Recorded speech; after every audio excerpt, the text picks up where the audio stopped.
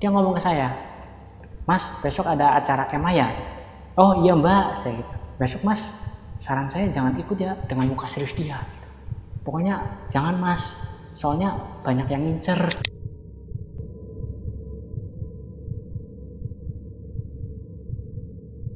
Nah, saya masuk, saya kencing tuh bang. Tiba-tiba pas saya lagi kencing, der, di situ tuh ada pembatas, itu nggak boleh dilewatin. Tapi saya waktu itu nggak percaya. Lah, zaman gini percaya buat apa gitu kan?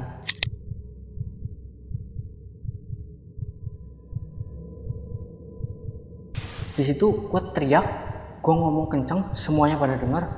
Gue bilang gini, pakai bahasa Jawa, "Lare iki sampun ganggu panggonanku." Tadi kan di awal lu sempet cerita ya, lu tuh pernah melakukan apa ya, kayak ritual untuk kuda lumping gitu ya. Iya betul bang. Nah ini ada sangkut pautnya gak nih? Setelah lu melakukan ritual itu, apakah mungkin tingkat sensitivitas lu terhadap hal gaib itu terjadi?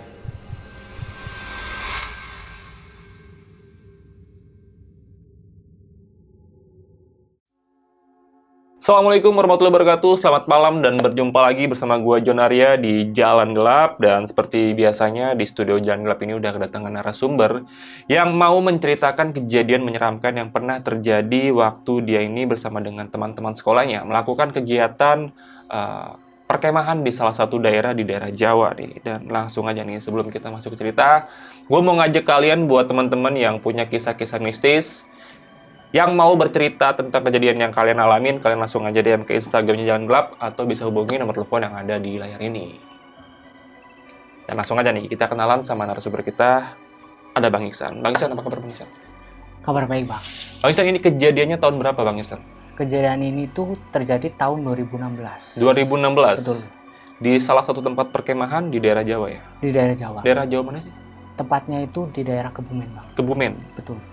Oke, ini sedikit aja nih, kejadian apa yang pernah lo alami di sana? Jadi kejadiannya itu, saya itu diteror sama dua sosok. Yang satunya itu sosok kuntilanak bang, dan satunya lagi sosok genderuwo bang. Diteror nih? Diteror bang. Pasti nggak mungkin dong kalau lu nggak melakukan apa-apa tanpa diteror. Nah, betul bang. Waktu itu saya ada hal yang saya lakuin bang di situ. Ini nih yang bikin gue penasaran nih, gue denger kisahnya dari awal sampai seperti apa.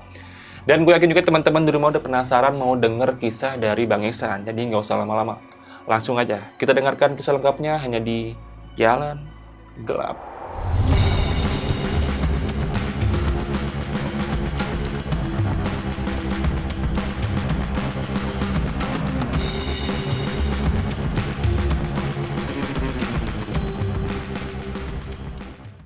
Jadi mungkin gue cerita dulu background gue, latar belakang gue dulu, sebelum acara itu dimulai bang.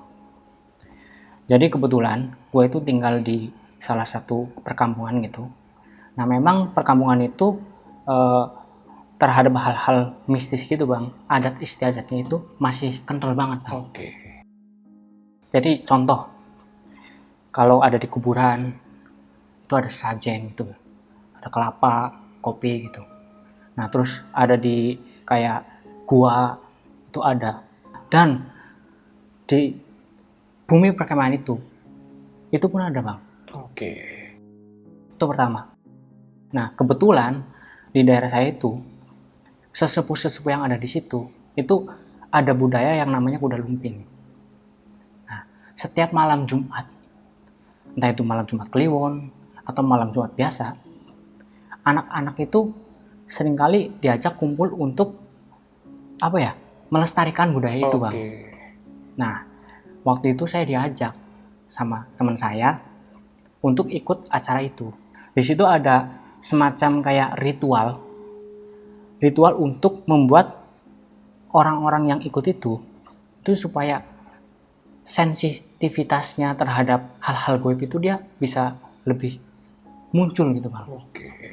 Biasanya normalnya ini bang, itu tuh digunain buat acara kayak kuda lumping. Kalau misalnya dia ada acara kesurupan gitu kan, jadi dia gampang untuk dimasukin sama makhluk halus gitu. Waktu itu acara ritualnya itu Bang, waktu saya ngikut itu saya kayak dikasih apa ya, air gitu, tapi udah dikasih ada bunga kembang-kembang itu disiramin di wajah gitu kan Bang. Terus saya di sini ditekan di ulu hati saya tuh, terus dibacain kayak mantra-mantra gitu. Itu pakai bahasa Jawa Bang. Nah di situ saya dalam hati gini, apaan ini? Saya nggak ngerasain apa-apa itu, nggak, sama sekali nggak ngerasain apa-apa Bang.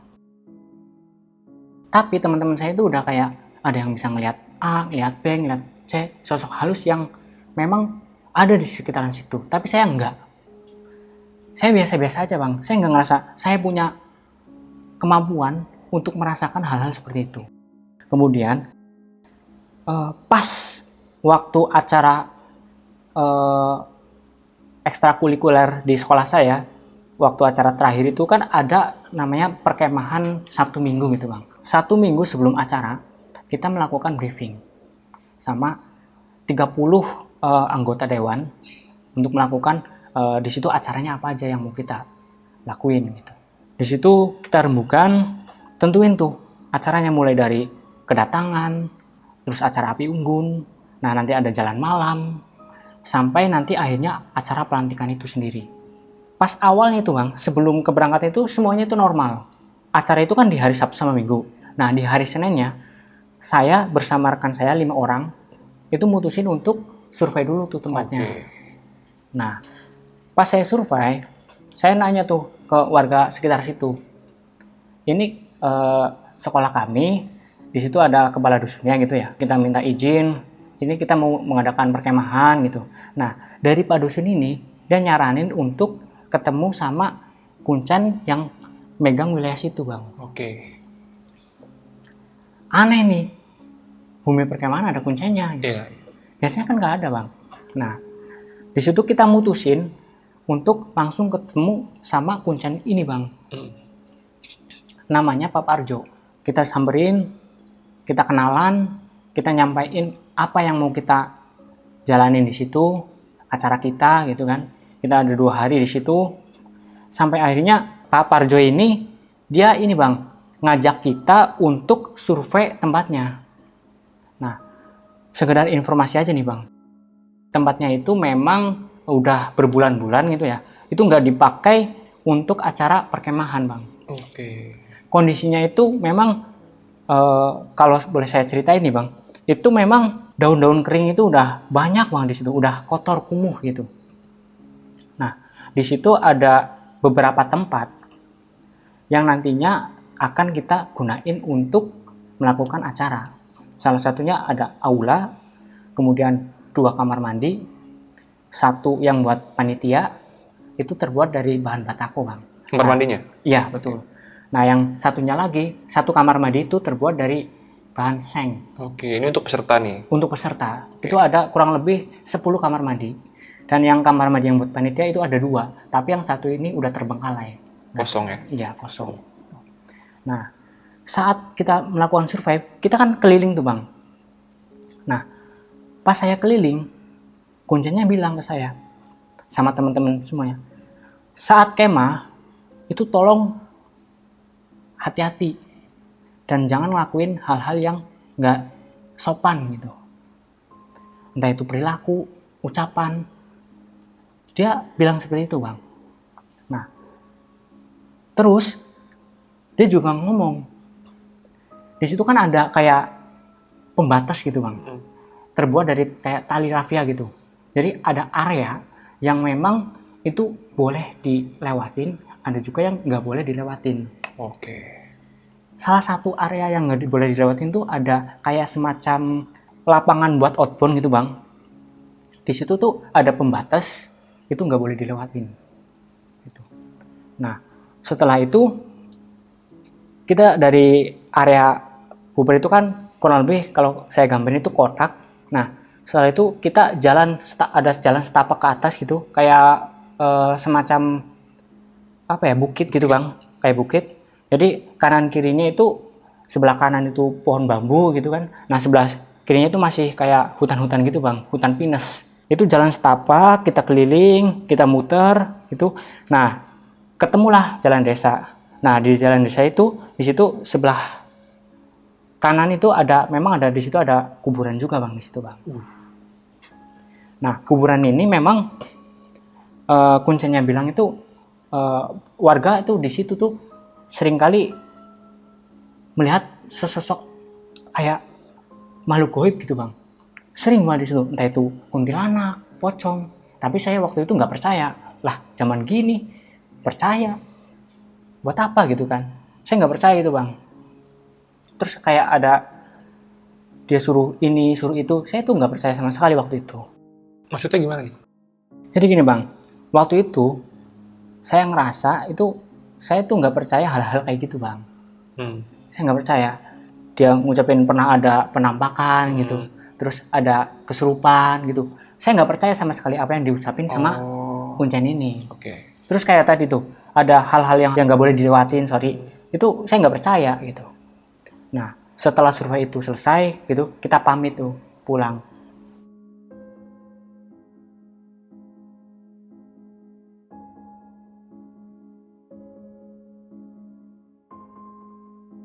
Waktu itu hari Jumat, malam Jumat, waktu itu malam Jumat Kliwon kalau nggak salah. Ya itu malam Jumat Kliwon, Jumat paginya waktu saya istirahat sekitar jam 1 siang di sekolah. Itu kan saya mau masuk ke kelas karena udah waktunya jam masuk. Saya didatengin sama kakak kelas saya Bang. Kakak kelas saya itu namanya Sulastri. Saya kenalan. Kakak saya ini, dia ngomong ke saya, Mas, besok ada acara kemah ya? Gitu.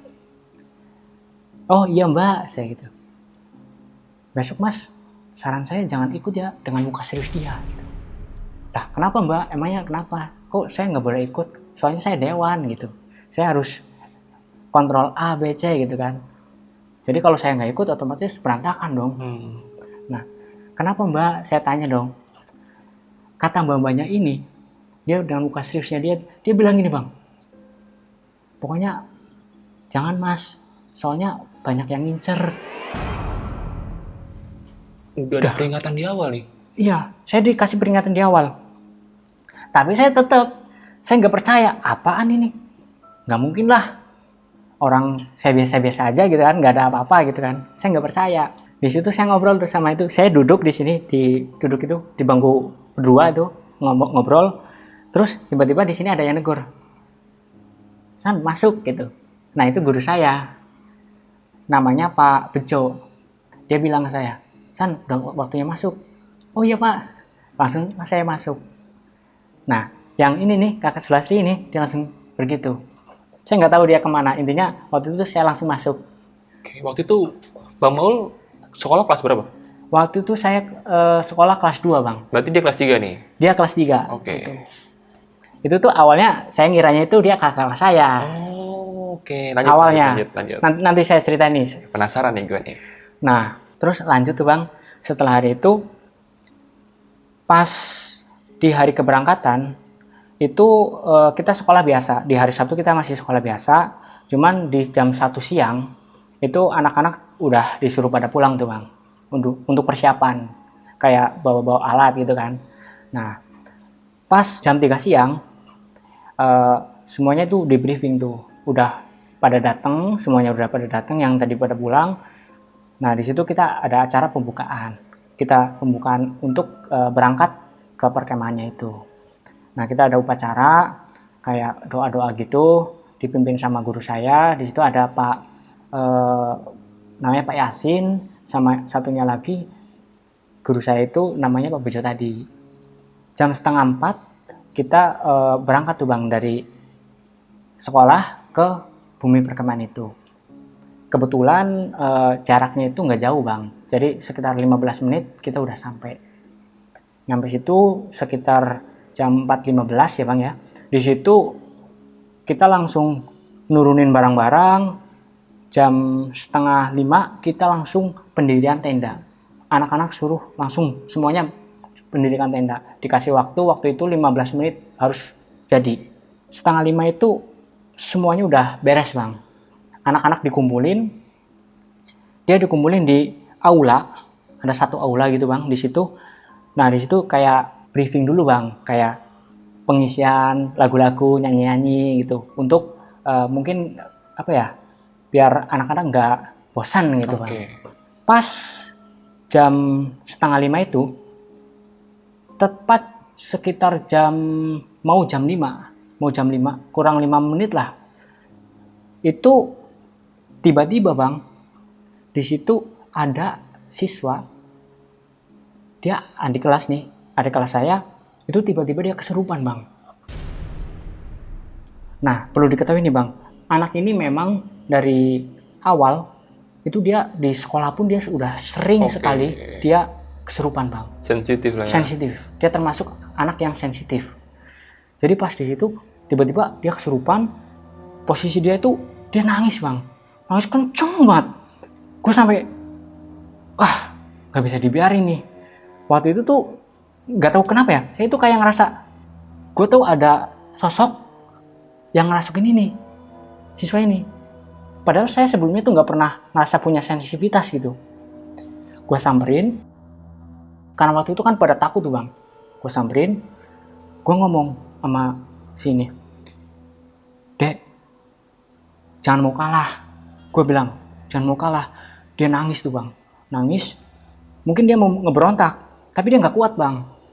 Sampai akhirnya gue bacain kayak ayat kursi, kemudian bacaan-bacaan lain yang sepengetahuan gue bisa ngebantu.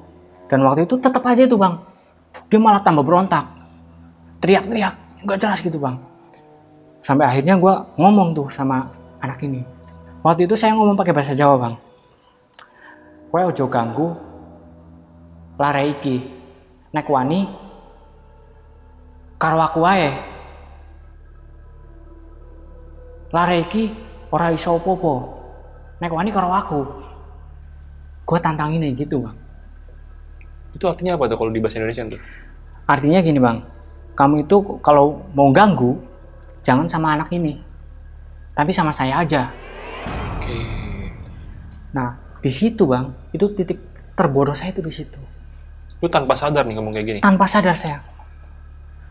Ya tadi saya bilang, saya nggak punya, biasanya itu saya aman aja, nggak pernah merasa sensitif atau apa. Nah waktu itu saya refleks, saya ngebantu, tiba-tiba tuh saya mungkin kepancing gitu ya. Saya ngomong kayak gitu bang. Nah pas saya ngomong kayak gitu, langsung tuh anak ini tiba-tiba langsung semaput, dia hilang kesadaran, langsunglah dibawa sama teman-teman yang lain untuk dievakuasi ke aula yang ada gurunya gitu. Di situ bang, posisi kan saya waktu itu kan masih jongkok ini ya bang ya, posisi jongkok sambil megangin itu juga kan. Nah pas dia udah dibawa, pas saya berdiri bang, jarak 7 meter di belakang aula persis itu ada sosok hitam gede, matanya merah, dia kayak natep tajam ke saya bang. Terus saya tuh set, gue lihat lagi udah nggak ada. Perasaan gue aja kali gitu kan. Cuman pas setelah itu tuh saya udah ngerasa, kok tadi saya bisa ngebantu ini, kok tadi saya bisa ngomong gitu. Saya nggak merasa saya bisa gitu loh bang. Nah semenjak saat itu bang, di sini nih bang, kejadian-kejadian aneh mulai saya alami bang.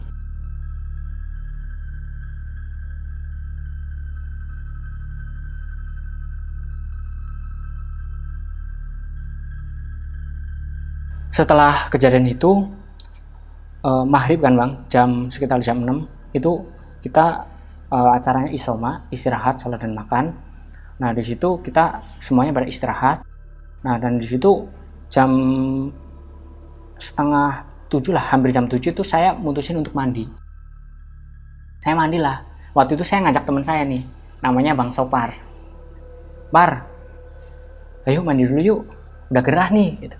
Saya jalan ke kamar mandi yang khusus buat panitia. Ada 2 tadi bang, yang satu terbengkalai, yang satu enggak. Nah saya mandi, awalnya biasa aja bang, nggak ada yang aneh gitu kan. Saya buka pintu, terus saya ambil nyalain air kan, saya ambil tuh, syukur, 1 kali, jegur, 2 kali, jegur, 3 kali. Pas keempat kalinya bang, jegur, kan bunyi air tuh. Sebelah kanan saya itu bunyi air juga bang, jegur. Kayak ada orang set, dia bunyi. Setiap kali saya pakai air tuh, jegur, ini bunyi bang. Nah waktu itu bodohnya saya, sebenarnya saya udah ngerasain kayak di sini tuh udah kayak dingin gitu bang, posisinya dingin. Kok dinginnya itu aneh. Walaupun memang pas jam 6:30 tadi itu memang kondisi gerimis gitu bang. Oke. Nah saya pikirnya kan, wah ini Cuaca. gerimis aja, cuaca gitu kan. Saya mandi gitu. Nah gua kira itu teman saya bang Sopar tadi. Gue panggil, Par, katanya lo gak mandi gitu kan. Katanya nanti, kok udah mandi aja gitu. Gue bilang, gak jawab bang, gak jawab, mungkin gak denger lah. Nah setelah itu saya beres-beres gitu kan. Saya buka pintu, tiba-tiba depan saya ada teman saya tuh, Bang Sopar tadi. Lah, Mar, lu udah mandi aja, udah cepet banget gitu. Gua kira dia udah selesai mandi, Bang. Ternyata dia baru mulai mandi. Lah, siapa yang mandi? Saya baru mandi, mau mandi. Saya langsung cek. Lah, sebelah saya itu siapa? Gua nengok. Gua baru ngeh, Bang, bahwa itu tuh udah terbengkalai kan. Wah, di situ gue nggak berani ngomong sama teman saya nih. Di situ tuh saya diem, nggak ada yang tahu. Dia ke belakang, masuk kan, Bang Sopar masuk, gue langsung buru-buru tuh bang. Udah rasa, wah ini nggak beres nih. Udah 2 kali soalnya. Saya masuk, saya ganti baju, udah. Saya mikir, San, ayo San, fokus, halusinasi doang, gitu kan. Gue ngerasanya kayak gitu, aman. Udahlah, itu angin lalu, kayak nggak percaya gue bang gitu kan. Persiapan itu waktu itu istirahat sekitar jam 8. Waktu itu kan jamnya itu ada teman saya dewan lain gitu bang. Itu dia kan ada 2 tempat nih bang. Yang satu buat anak pramuka. Nah yang aula sebelah sini kan ada 2 aula. Aula sebelah sini buat anak pramuka, aula sebelah pojoknya itu buat anak PMR. Waktu itu normal bang, nggak ada apa-apa tuh. Dia lagi nyanyi-nyanyi, yang anak PMR itu dia mungkin lagi pengisian kayak motivasi gitu-gitu kan. Nah di situ tepat sekitar jam 8:30 malam, tiba-tiba sini saya kerasa dinginnya itu dingin banget. Waktu itu posisi saya lagi tiduran nyender di cewek saya nih bang, posisi kayak gini. Dek, lagi ini dingin banget ya hawanya ya. Iya kan waktu itu masih hujan tuh. Bukan hujan, gerimis. Waktu itu gerimis. Nah, di sana kan sebelah pojok sana bang, itu kan anak-anak PMR tuh. Tiba-tiba tuh bang, set, kenceng banget tuh. Sosok putih, rambut panjang. Dia kayak lewat gitu bang. Gue langsung ngomong sama cewek gue, 1, 2, refleks. Saya ngomong 1, 2, 3, teriak kenceng banget. Anak-anak PMR yang lagi posisi di atas itu, aula atas, teriak kenceng banget. Gue langsung refleks waktu itu, lari, gue samperin ke lokasi tuh, gue langsung ngomong. Tuh gue refleks bang, gue gak nyadar gitu. Gue ngomong, tadi siapa yang lihat? Pada diem dong, semuanya pada diem. Nah ada satu anak nih, dia nangis kenceng banget, yang lainnya pada diem ketakutan, pada tutup mukanya gitu bang. Nah yang satu ini nangis, gue langsung samperin, gue bilang, tadi ada sosok cewek ya, baju putih, rambut panjang. Gue langsung bilang gitu. Bener bang, dia bilang, iya ada itu mas. Dia ketakutan banget tuh. Gue langsung ngomong, udah gak apa-apa, dia nggak ganggu kok, aman. Gue langsung bilang kayak gitu, refleks gue bang itu. Gue nggak nyadar. Setelah itu semua kan nenangin tuh bang, dewan-dewan lain nyoba nenangin anak-anak gitu kan. Di situ gue langsung mikir, aduh, kok gue bisa melihat gitu. Awalnya gue nggak percaya, tapi ini dikonfirmasi sama anak ini. Gue langsung di situ udah mulai, wah ini nggak beres nih, apa yang salah sama diri gue gitu kan. Nah setelah kejadian itu bang, yang pertama tadi ada orang kesurupan, terus yang tadi ini ada pada histeris gitu kan, semua dewan termasuk dewan pramuka ataupun PMR langsung ngadain rapat mendadak. Waktu itu niatnya kami jam 10 malam kita ada acara api unggun. Karena ada kejadian itu, kita briefing. Nah di situ gue langsung ngomong ke ketua. Waktu itu ketuanya itu ada Mas Sahidin. Gue ngomong, Din, saran saya acara api unggunnya ditunda. Di situ tuh pikiran gue tuh cuma satu. Gue takut ketika kita nyalain api itu banyak mengundang hal-hal yang gak diinginkan. Asumsi saya waktu itu seperti itu, tanpa gue sadari itu bang. Nah setelah itu kita laporan tuh sama pembina pramuka dan juga PMR. Akhirnya setelah kita negosiasi, kita ngomongin kejadian-kejadian seperti itu, akhirnya kita tunda tuh acara untuk api unggun. Kita tiadakan acara api unggun itu. Nah di situ bang, di situ tuh kebetulan jam 10 malam tadi, alhamdulillah itu waktu itu hujan. Anak-anak, adik-adik semuanya disuruh istirahat dulu. Istirahat, menenangin diri. Yang anak PMR tadi semuanya suruh pada tidur. Nah tapi yang gue heran bang, setelah ada kejadian itu dari pembina untuk acara jalan malam waktu itu tetap diadain. Gue udah, waduh, gue mikirnya itu takutnya ya bang ya, takutnya itu yang sosok yang hitam tadi yang saya lihat pas siang tadi itu takutnya ngeganggu juga bang. Gue takutin di situ. Gue udah mikir, aduh, gimana nih kalau misalnya sosok ini ngikutin, ganggu. Dan ada bedanya bang, ketika gue didatengin sama yang cewek kuntilanak tadi, kalau saya sih bilangnya itu kuntilanak bang, sama sosok yang hitam ini itu beda bang. Kalau yang sosok cewek putih ini, kuntilanak ini, itu tuh saya rasanya dingin, kayak normal gitu. Dinginnya itu dingin orang kedinginan gitu loh bang. Tapi kalau yang sosok hitam ini, itu hawanya itu panas.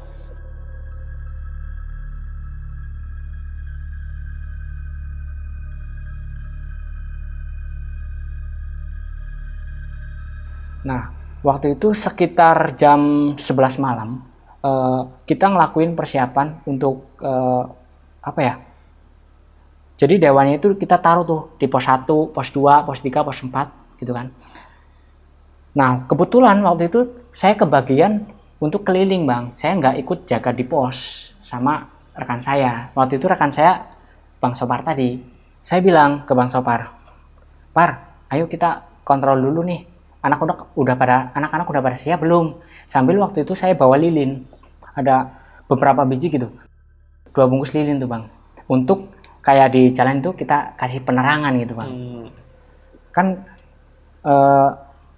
acaranya itu memang dari perkemahan itu kan kita kan naik tuh bang, yang saya ceritain di awal tadi, kita naik ke atas gitu bang, Bukit ya? ke bukit gitu, sebelahnya ada kayak bambu gitu kan, kita kasih taruh ini. Nah di jam 11 setengah 12 sebelum berangkat, saya ngomong ke Sopar, Par, gue mau kencing dulu ya, gue mau ini, udah nggak tahan, gue bilang gitu. Tungguin sini ya, gue bilang gitu. Gue langsung kencing. Nah sebelum kencing itu, gue penasaran sama yang diucapin sama Kuncen, nggak boleh ngelewatin area yang area outbound, yang dia itu ada kotak gitu, di sini ada tali. Nah gue penasaran kenapa gue nggak boleh, anak-anak itu nggak boleh lewatin daerah situ gitu. Saya penasaran, saya ke situ. Saya waktu itu tuh nggak ada rasa takut-takutnya bang, sama sekali nggak rasa takut. Saya ke situ, saya ngeliat ada 2 batu nisan bang di situ. Nah di batu nisan tadi itu ada sesajen. Sesajen biasa kalau sesajen itu ada kayak kelapa, kembang, terus ada kopi gitu kan. Kuburan siapa nih? Kok Kuncennya nggak cerita gitu kan? Nah, setelah saya nengok sebentar gitu kan, dari situ saya langsung lari tuh. Saya masuk ke kamar mandi yang biasa dipakai oleh Andik. Posisi tuh waktu itu masih gerimis-gerimis gitu bang, dikit gerimis. Nah, saya masuk, saya kencing tuh bang, biasa gitu kan. Tiba-tiba pas saya lagi kencing, der, ada suara kayak yang lempar batu. Ada orang yang lempar batu gitu bang, karena itu terbuat dari besi kan, kedengarannya kenceng banget tuh, der. Gue langsung kaget dong. Tuh, gue kira temen gue ngomong, Par, sontolo yolo, gue bilang gitu. Malah ngerjain gue. Cuma waktu itu gue ngomongnya pakai bahasa Jawa gitu kan. Gue kira aman aja tuh bang, gak ada apa-apa gitu. Tapi pas saya mau keluar, itu saya rasa di sini tuh bang, tuh udah panas gitu.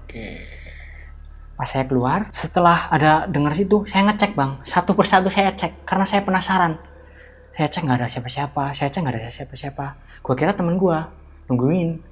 Gue tengok temen gue, lah kok nggak ada. Gue kira gue ditinggalin bang waktu itu. Nah gue waktu itu langsung jalan, gue mau naik tuh, pas posisi gue mau naik, gue dipanggil sama teman saya, Sopar tadi. San, lo kok ninggalin gue? Lah, bukannya lo yang ninggalin gue bilang gitu. Par, bukannya lo yang ninggalin gue? Apaan lo? Tadi gua di aula, lo ninggalin gua? Di aula? Perasaan tadi dia jalan sama gua bang. Nah, itu siapa itu yang satu itu? Gua udah mulai ngerasa merinding, gua udah mulai rasa takut. Dan setelah itu gua nggak, gua pikir, perasaan gua aja kali gitu. Nah, waktu itu gua, udahlah.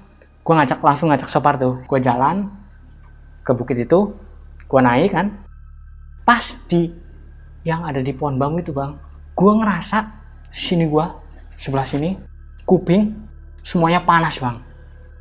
Gue jalan, waktu itu sambil ngobrol, gue pegang lampu, waktu itu saya pakai lampu, korek gitu bang, gue jalan, gue nggak berani tuh, nengok kanan kiri nggak berani. Tapi waktu itu udah panas banget, kayak, ini apa sih? Gue mutusin, waktu itu gue nengok ke kanan, beneran. Sosok yang hitam tadi, yang hitam gede, matanya merah, dia nongol di situ bang. Gue udah, anjir, gue mau jalan itu udah posisi, kayak berat gitu bang. Untungnya, waktu itu masih ada Sopar. Gue jalan aja biasa aja, kayak ngobrol biasa aja. Tapi gue tahu di situ ada. Nah, setelah gue muter tuh, kayak jalan sepetak gitu kan. Terus tembuslah di daerah di jalan warga. Gue mau ngomong ke Sopar nih. Pas di sini ada ngerasain panas gak sih? Gue bilang gitu. Awalnya gue mau bilang gitu bang, tapi sebelum saya nyeletuk, dia udah ngomong. San, lo tadi pas di jalan ini yang ada bambunya itu, lo ngerasa panas gak sih? Gue langsung mikir, anjir, berarti gue gak salah lihat. Gue bisa ngeliat sosok itu bang. Berarti yang siang tadi sama yang itu gue bisa ngeliat. Di situ gue udah mulai kewaspadaan gue udah mulai tingkatin. Wah bahaya nih. Tapi gue ngomong ke si Sopar, nggak ada panas, biasa aja, karena posisi hujan itu bang. Apa iya San? Iya gue bilang gitu, nggak ada apa-apa gue bilang gitu. Gue jalan, gue keliling tuh bang. Nah di pos ke waktu itu saya lupa keberapa, si Sopar ini dia mutusin untuk stay di situ bang. Nah dari situ saya jalan sendiri. Waktu itu kan rutenya itu bang, muter sampai akhirnya nanti pusatnya itu di sekolahan, kayak di lapangan sekolahan gitu. Nah sebelah kanannya itu juga ada kuburan juga. Di situ gue jalan sendirian. Waktu itu gue langsung buka HP, gue langsung WA cewek gue, Dek tolong temenin mas, takutnya ada sesuatu yang nggak diinginkan. Gue sampai bilang kayak gitu bang. Gue udah feeling di situ. Gue jalan normal. Jadi di sini kan perkemahannya bang. Di sebelah sini itu setelah bukit itu di situ ada kuburan bang. Pas di kuburan itu sosok yang hitam tadi, matanya merah itu, dia ngikutin gue terus bang di belakang. Gue di situ, gue udah takut, tapi gue di situ rasanya, San, tenang, tetap aja fokus, jangan sampai lo down gitu. Gue langsung posisi jalan, gue tetap biasa gitu kan, tenang aja, tenang. Gue dalam hati tuh udah rasanya campur aduk bang, takutnya dia nyerang gue gitu kan. Nah di jam 12:30 gue cek semuanya udah ready bang. Gue langsung info ke rekan-rekan semuanya tuh, anggota dewan yang lain. Acaranya mulai. Pas saya setelah ngelewatin kuburan tadi, saya kan udah mulai diikutin nih bang sama sosok hitam itu. Saya jalan, saya waktu itu mutusin untuk standby di salah satu pos bersama temen gue. Takutnya kalau saya nggak sama orang lain, itu takutnya ada apa ya, dia nyerang gue gitu bang. Itu yang gue takutin. Di situ gue ngobrol sama temen gue, nggak kerasa waktu itu 2:30 malam, gue mutusin untuk sekali lagi muter untuk ngecek, takut ada Andik yang ketinggalan. Gue 2:30 gue jalan lagi, gue ngelewatin area yang sosok hitam itu muncul bang, area bambu tadi. Saya ngelewatin tuh sekali lagi, dan waktu itu posisi saya sendirian. Nah yang ini tuh muncul lagi di situ bang. Dari situ udah mulai, waduh ini kayaknya mau nyerang gua nih. Gue jalan, buru-buru gue jalan. Setiap gue masukin ke pos, si sosok ini tuh nggak ada bang. Pas mau saya sampai di area titik terakhir di sekolah, lapangan sekolah bang, gue kan nyampe situ. Sebelum nyampe situ, gue udah posisinya itu dia udah kayak jaraknya itu 2 meter di belakang saya tuh bang. Sosok itu ngikutin terus. Sini udah panas, posisi panas. Waktu itu mungkin saya rasa capek kali ya, tapi terus saya udah, wah ini saya udah ngerasa, udah ngeliat, dan dia ngikutin terus tuh bang. 2 meter saya masuk. Pas saya sampai ke sekolah itu, saya diem sendiri di pojokan gitu bang. Di pojokan saya diem, saya ngeliatin, mulai udah semuanya terkumpul nih bang. Posisi pas jam 3 malam, pas acara semuanya udah terkumpul nih bang, adik-adiknya udah semuanya kumpul, itu ada acara pelantikan bang, kayak tebar bunga gitu. Nah bunganya itu kan, embernya itu bang, itu posisi jauh dari saya nih bang, jauh gitu. Satu persatu dia mulai dilantik tuh bang, yang andik yang baru atau dewan yang baru gitu, dia dilantik, disiram bunga gitu kan. Nah saya posisi ngamatin aja tuh bang di belakang, sambil saya was-was si sosok hitam ini itu tuh udah deket banget tuh, 2 meter tadi. Saya sambil sambil was-was, takutnya dia nyerang. Nah di situ saya nyium bau bunganya itu kenceng banget, padahal itu posisinya jauh. Saya nyium, waktu itu saya ngeliat sekitar jam 3:20, pas dia posisi, kan saya ngeliatin tuh bang, orang nyiram gitu kan, nyiram gini, tiba-tiba bang, dari belakang, kayak ada orang yang mukul gua bang, itu gua langsung, posisi gue itu udah, terlentang gitu, badan gue udah gak kerasa apa-apa tuh bang, cuman, kesadaran gue tuh masih ada, gue masih bisa ngeliat depan. Waktu itu tuh bang, pas ada yang nyamber itu, gue mau ngomong, gue mau minta tolong sama temen, gue gak bisa ngomong. Terus gue cuma bisa nangis bang waktu itu bang. Aduh, gue mau ngomong ini, gak ada orang. Waktu itu kan pada fokus ke acara pelantikan kan bang, dewan-dewan juga di situ semua, cuma gue yang ada di situ. Gue mau ngomong minta tolong nggak bisa, mau teriak nggak bisa. Gue cuma, aduh, di pikiran gue waktu itu, apa gue lepas, apa gue bertahan gitu.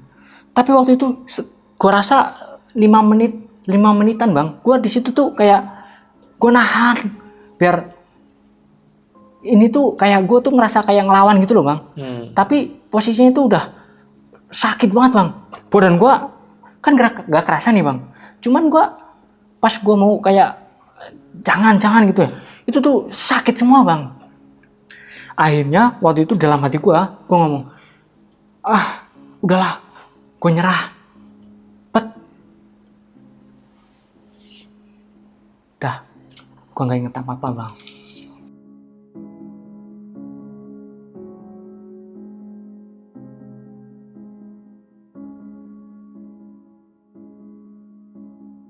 Yang gue inget waktu itu, gue cuma inget posisinya itu gue ada di kayak lahan kosong gitu bang, kayak hutan gitu, gelap. Di belakang gue ada yang ngikutin, dan gue itu posisi itu lari. Waktu itu lari, posisi itu waktu itu gue ketakutan gitu bang. Gue ketakutan, gue lari lurus terus. Gue nggak berani tengok kanan kiri gitu ya.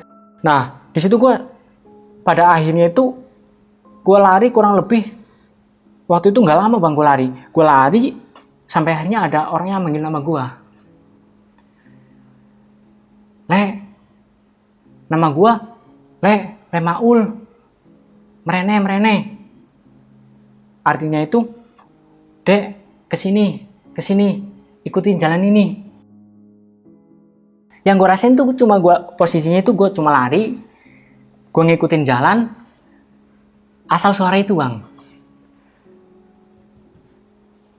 Beberapa saat kemudian, gue bangun bang. Saat gue bangun, ternyata udah jam 10 pagi. Dari jam 3 tuh sampai jam 10 tuh ya. Waktu itu gue langsung, pas gue udah bangun, guru gue, namanya Pak Bejo tadi, dia ngomong ke gue. Langsung dia tutupin tuh, apa yang lo lakuin gitu kan. Gue ngomong, gak ada apa-apa pak. Waktu itu gue masih bohong bang, gue gak berani ngomong. Takutnya gue diteror terus. Gue gak berani ngomong, gue cuma bilang, gak apa-apa, sehat-sehat aja, gue gak sakit. Gue bilang gitu bang. Nah, setelah kejadian itu, gue disaranin sama guru gue suruh pulang tuh bang. Tapi gue gak mau. Gue mutusin untuk lanjutin tuh bang. Gue lanjutin, gue ke cewek gue, karena gue penasaran juga tuh bang, apa yang terjadi ya semalam pas gue udah gak inget apa-apa. Yang inget kan gue cuma tadi tuh bang, pingsan itu. Gue nanya sama cewek gue, Dek, semalam mas kenapa? Gue nanya gitu. Dia sambil nangis bang. Dia cerita. Jadi pas kejadian itu bang, setelah gue collab, temen gue nyamperin gue.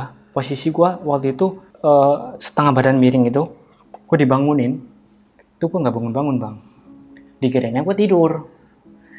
Pas ada yang nabok pundak gue. Suara gue itu gede banget bang. Gede banget. Posisi itu kayak jongkok. Posisi kayak mau nerekam gitu bang. Suara gede. Nah di situ ada temen gue itu mau diserang sama gue bang. Otomatis teriak dong. Waktu itu yang kena itu temen gue namanya si Jono. Dia yang ngebangunin gue, yang tadinya kira tidur, ditabok, dia langsung nyerang tuh bang. Kayak suara orang kesurupan lah bang. Pokoknya apa ya, yang diceritain itu suara gue gede, gue nyerang. Akhirnya gue dipanggil tuh guruku Dewan Pramuka yang cowok, suruh bantuin. Gue dipegangin sama 4 orang, gue dijagal gitu loh bang. Jadi gue nggak bisa gerak tuh. Tapi waktu itu gue teriak-teriak nggak jelas. Pokoknya suara gue kayak bukan gue lah. Suara gue kan kayaknya pelan ya bang ya. Nah itu tuh suara gue tuh udah lain bang. Sampai waktu itu tuh di situ gue dipanggil guru gue. Waktu itu ada guru gue namanya Pak Yasin. Guru dia guru PAI. Nah dia nyoba untuk nyembuhin gue waktu itu. Dibacain doa segala macem gitu. Katanya itu gue nggak mempan apa-apa bang. Tetep gue kayak gitu. Gue sampai berontak, teriak-teriak. Tepat setengah jam 4 kurang, waktunya mau azan subuh, udah nyerah tuh. Itu kisaran gue kesurupan itu kisaran 15-30 menit bang. Gue tetap kondisi kayak gitu, mata gue putih bang. Kata temen yang ngeliat itu, bukan mukanya, matanya putih, melotot gitu bang. Suara udah gede. Akhirnya karena udah nyerah, larilah tuh. Temen gue suruh manggil si juru kunci tadi. Oke. Nah, di situ larilah tuh temen gue manggil kuncen. Setelah itu kuncen itu kan datang tuh bang. Nah, di situ dia udah langsung dia bantuin gue tuh bang. Gak tahu tuh, dia bacain mantra tapi pakai bahasa Jawa gitu bang. Ini dari cewek gue, dia bilang gitu. Di situ gue teriak, gue ngomong kenceng, semuanya pada denger. Gue bilang gini, pakai bahasa Jawa. Lare iki sampun ganggu panggonanku. Artinya bang, anak ini sudah mengganggu tempat saya.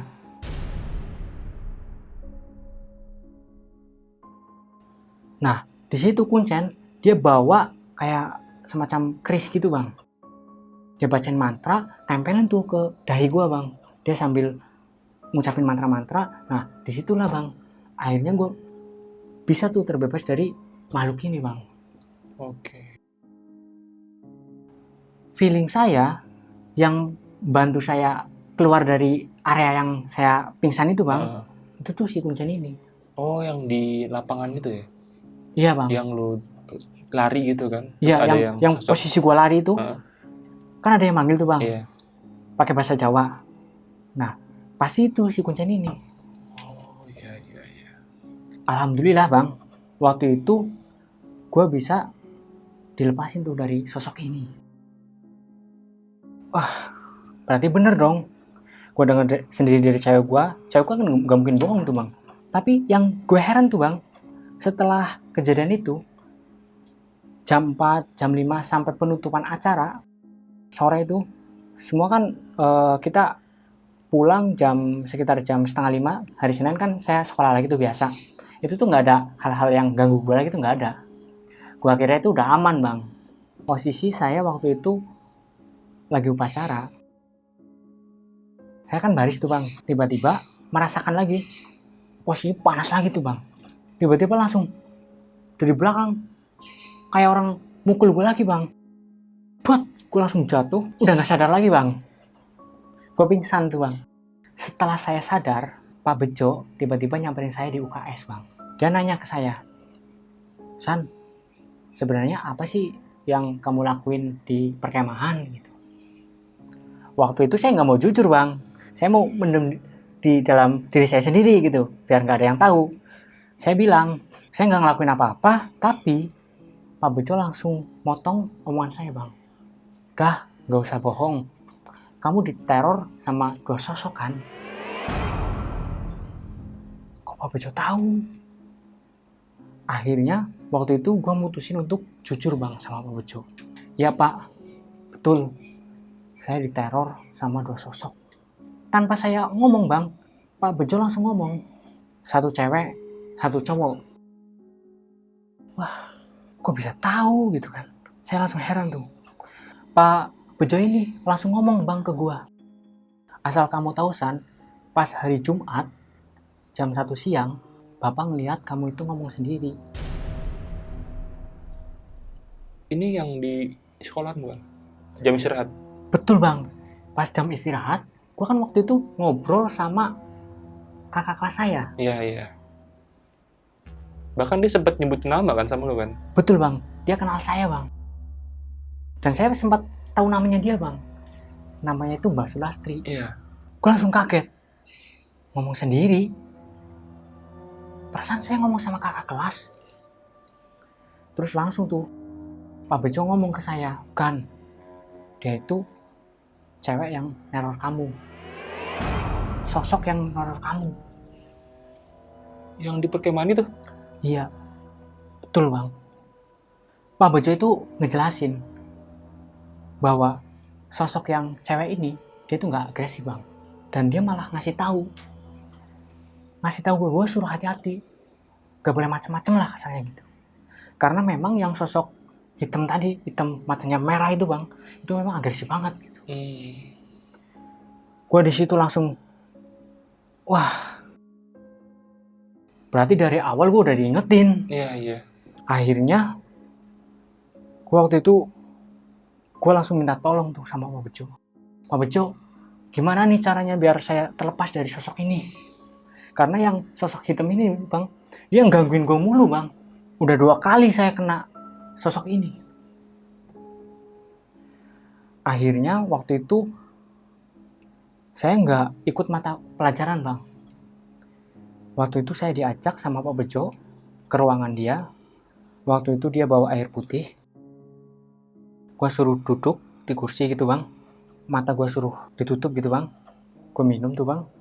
Dari belakang dia nempuk dahi gue. Gue langsung gak sadar bang waktu itu. Gue gak inget apa-apa tuh. Yang gue ingat waktu itu ada sosok hitam itu bang. Dia itu di depan gue. Dia posisi mau nyerang gue bang. Awalnya ini sosok hitam itu kan hanya dia posisi gede, besar gitu ya bang ya. Matanya merah gitu ya bang. Pas dia posisi di hari itu tuh bang, yang gue rasain, yang gue alami itu dia sosoknya, kukunya ini bang panjang, matanya merah gitu kan. Sininya ternyata itu apa ya, taring itu bang, taring. Dia kayak mau nerkam gue bang. Posisinya itu dia dari dia berdiri gitu bang, dia sampai mau kayak nerkam gitu bang. Nah pas dia mau posisi nerkam, waktu itu tiba-tiba ada sosok di belakang gua. Suaranya itu kakek-kakek bang. Jadi sosok kakek ini yang gua inget bang, dia ngomong pakai bahasa Jawa bang. Kata-katanya itu seperti ini bang. Putu kulo nyuwun pangapunten sampun damel rusuh ing dalemipun sosok ini bang. Apa tuh artinya itu? Artinya itu cucu saya tolong dimaafin sudah mengganggu rumah si sosok ini bang. Oke. Waktu itu tuh saya nggak bisa gerak bang, udah takut banget tuh bang. Akhirnya setelah sosok kakek ini ngomong gitu, sosok ini perlahan mulai ke belakang gitu bang. Mundur, terus dia hilang bang. Waktu itu saya penasaran dong, siapa nih sosok ini. Saya nengok, yang saya lihat tuh hanya posisinya itu berjubah, pakai baju putih, dia bawa tongkat gitu bang. Terus pas saya mau nanya kakek siapa gitu kan, tiba-tiba dia udah hilang. Terus kayak ada cahaya gitu bang. Saya gue bangun, gue sadar lagi bang. Waktu itu kayak apa ya, yang beban di pikiran gue tuh bang, itu rasanya itu udah hilang gitu bang. Udah nggak apa-apa, alhamdulillah. Pak Bejo tuh ngomong, untungnya itu kamu itu ada yang ngejaga. Nah mungkin si kakek ini bang, saya nggak tahu ini tuh buyut saya atau siapa, saya nggak tahu bang. Yang jelas gue dibantu sama sosok ini bang. Bisa dibilang leluhur kali ya? Leluhur bang. Karena memang ya yang saya bilang tadi bang, bahwasanya tuh adat istiadat di daerah saya itu memang kental banget. Akhirnya tuh setelah kejadian itu, saya ngomong ke guru saya tuh, saya dikasih wejangan gitu ya, lain kali kalau misalnya di tempat-tempat kayak bukan hak kita, itu kita jangan jangan macem-macem, jangan ngomong kasar, jangan nantangin, jangan melakukan hal-hal yang negatif gitu bang.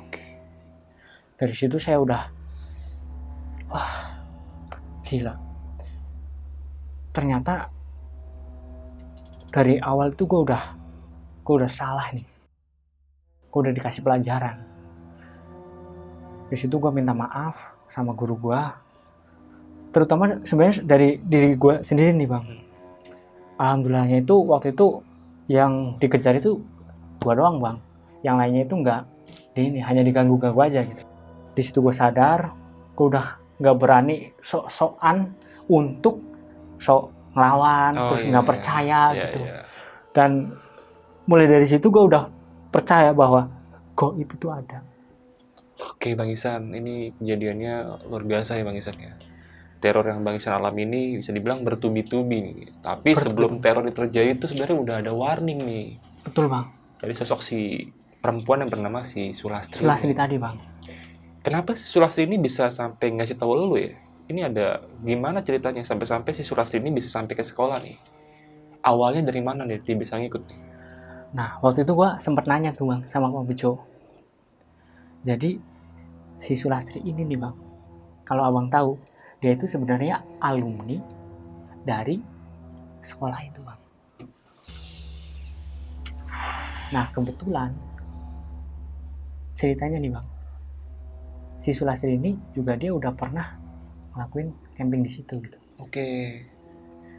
Dan dia ceritanya itu bang, dia itu juga waktu itu sempat melakukan hal-hal yang nggak dibolehin gitu bang. Hampir sama nih kasusnya sama lo ya. Nah, dan yang perlu diketahui nih bang, si sosok Sulastri ini ternyata itu dia tinggalnya itu di sekolah ini bang.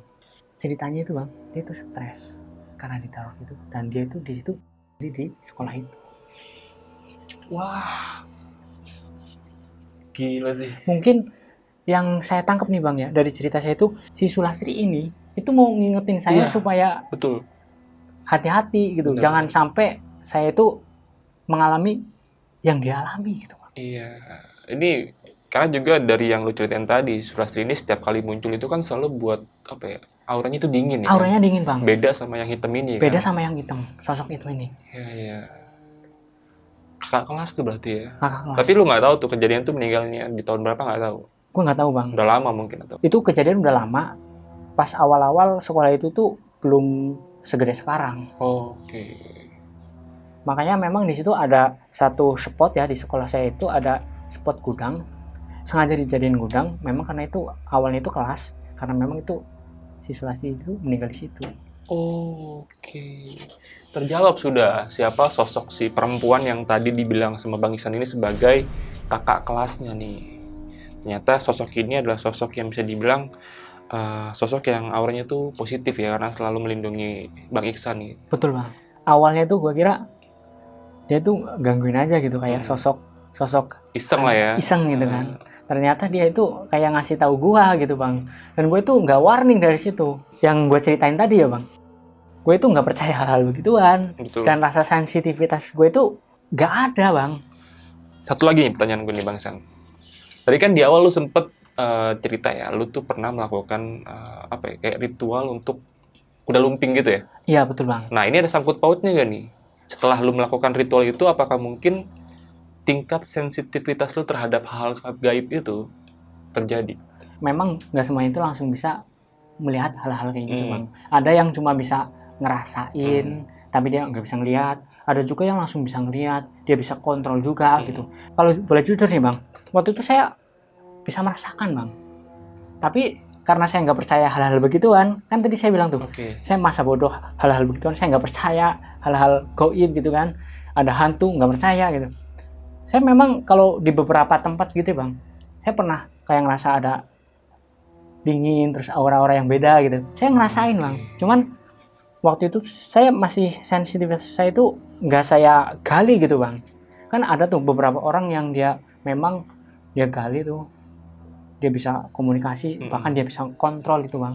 Oh berarti jawabannya tadi dari pertanyaan yang gue kasih ke lu bener ya? Bener. Dari kejadian itu lu sebenarnya bisa lebih sensitif lagi. Bener bang. Tapi karena sikap lu yang nggak percaya dengan hal kayak gitu, lu palingin nih hal kayak gitu nih. Iya, gua anggap aja gua nggak bisa lah ya. gitu. Gua ke-trigger sampai bisanya itu ya tadi tuh pas gua ngebantuin ini. Kalau untuk kegiatan perkemahan yang terjadi di sekolah itu turun menurun berarti ya? Setiap pergantian peserta didik baru dan setiap akhir kegiatan pramuka itu turun-temurun pasti ada, Bang. Sampai saat ini masih berlanjut Sampai saat ini masih berlanjut. di lokasi yang sama? Di lokasi yang sama. Memang lokasi itu tuh pakai oleh beberapa, nggak cuma sekolahan saya doang, tuh semuanya itu memang di area situ, Bang. Memang dikhususkan lah ya untuk Dikhususkan buat kegiatan-kegiatan masing-masing. sekolah ya. Oke, sekali lagi Bang Ihsan, terima kasih banyak sudah mau mampir ke Jalan Gelap dan mau bercerita. Dan terima kasih juga buat teman-teman yang sudah menyaksikan video dari awal sampai akhir. Dan lagi-lagi gue mau ngingetin buat kalian yang mau jadi narasumber kayak Bang Ihsan yang punya kejadian-kejadian mistis dan mau bercerita di sini, kalian bisa langsung aja DM ke Instagram Jalan Gelap atau bisa hubungi nomor telepon yang ada di layar ini. Dan akhir kata, gue Jonaria dan Bang Ihsan pamit. Assalamualaikum warahmatullahi wabarakatuh. Bang, thank you Bang ya. Thank you, Bang.